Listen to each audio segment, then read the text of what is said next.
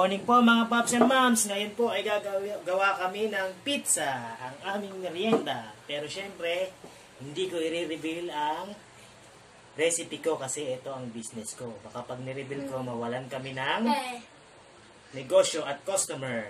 Gawin na natin? Opo. Okay. Sauce muna, tapos ikaw maglagay ng hotdog, ha? Opo. Favorite mo ba tong pizza? Opo. Masarap ba pizza ni Daddy? Ha? Opo.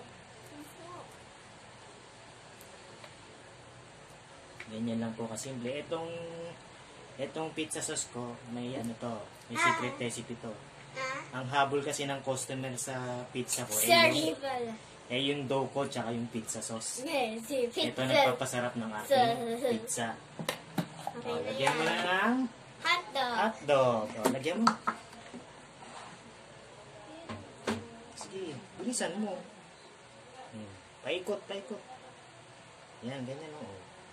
Ayun. Bilis. Gutom na ako eh. Gutom ka na ba? Opo. Okay. Sa gilid muna dapat.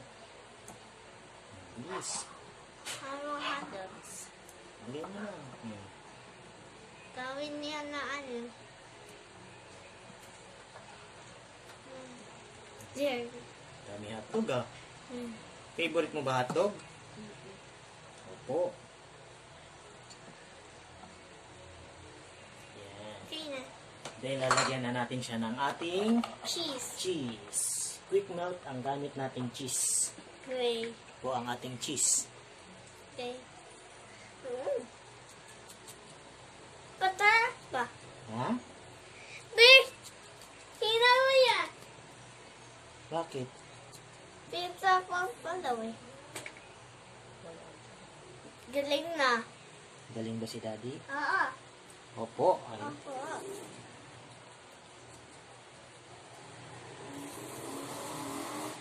Then after nito, paalsahin lang po natin siya ng mga maximum of 20 minutes. After umalsa, tsaka na natin siya ng lulutuin ng Pizza. 15 to 20 minutes. Pagdagan pa natin siya ng Cheese. para ma-cheesy. Cheesy. Cheesy. Marami cheese. Marami cheesy. Cheesy. Umbrella mo di ba dyan? Umbrella. Yan po. Yan. Dirty. Okay. Yan po. Antayin na lang natin siyang umalsa. Lagay. After 20 minutes, mga pops and moms, ito na po ang itsura ng ating pizza. Ngayon, pinaalsa lang natin siya. Ngayon, iluluto na natin siya sa oven ng 15 to 20 minutes. Let's go!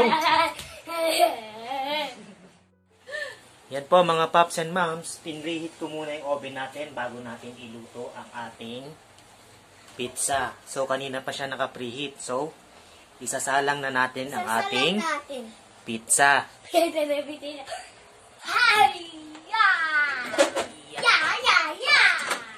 Yan po. Lutuin po natin siya ng mga 15 to 20 minutes.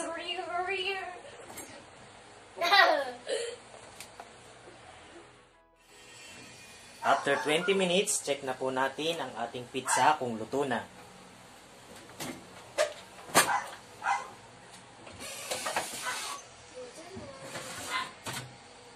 Luto na siya guys, oh. Tignan niyo naman, oh.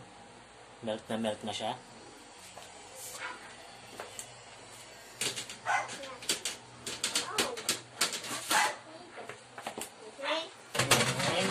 Kaya tayong magmerienda. Yan po mga pops and moms. Luto na po ang ating pizza at gutom na ang ating assistant. Kain ka ng pizza? O, hiwain na natin yan. Tara guys, kain na tayo guys.